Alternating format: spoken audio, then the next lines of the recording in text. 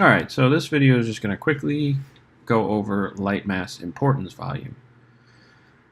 So your first encounter with the light mass is probably going to be when you're building your lights for your scene, and you may see an error along the lines of performance warning, no importance volume found, scene is large, etc.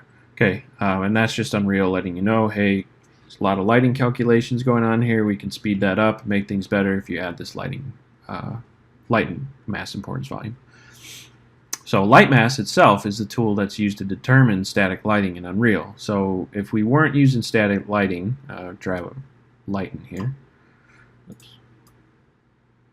Okay, so if we look here, we've got stationary, movable, static. So when we have this set to static, that's when we're going to want to be using light mass importance volume. Okay. So by default, you will not have a light mass importance volume in your scene. So if I go ahead and click on this, delete it, this is how it's going to normally be. So I'm going to go ahead and build this lighting. See, it needs to be built. We've added that. Okay, so with lighting finished, go ahead. You can see we got our lighting baked in. All right, so now to add the light mass importance volume, very simple. Over here in volumes, light mass importance volume, and you can just drag this in. This is going to be like any of the other brush box, kind of builder that you may have used already, building BSPs or whatever.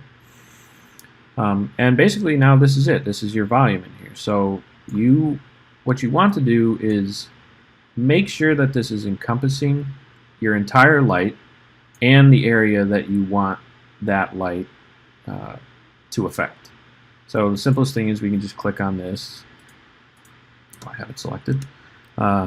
And just kind of scale it uniformly here. Alright, we can go outside a little bit. A little bit taller. And just kind of encompass where I need it. Again, this thing, this can be higher and lower based on your scene. One thing you don't want to do, and I may be doing that now, is if we look at the light, and we're going to scale this down quite a bit.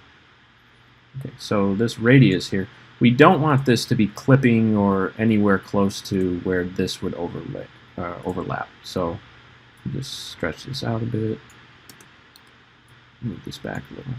Okay, and that is really it. You've added it, and then you can build your lights. Cool, you got the lighting built. It's all done. If we hit G for game mode, you just see, what we've got in the scene. Now, just some other quick little notes on the light mass importance volume. You can have multiple light mass importance volumes. Again, you probably are not going to need this in your scene, and you can generally stick with the one.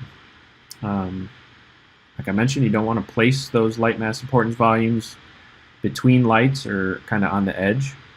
Encompass the entire light and what you want to be lit or be affected by it completely. And then the last note is the light mass importance volume does not need to be a cube. Just like the other tools you use here within the brush settings, you can change that shape of it. Okay, so now we've got like a little cylinder shape.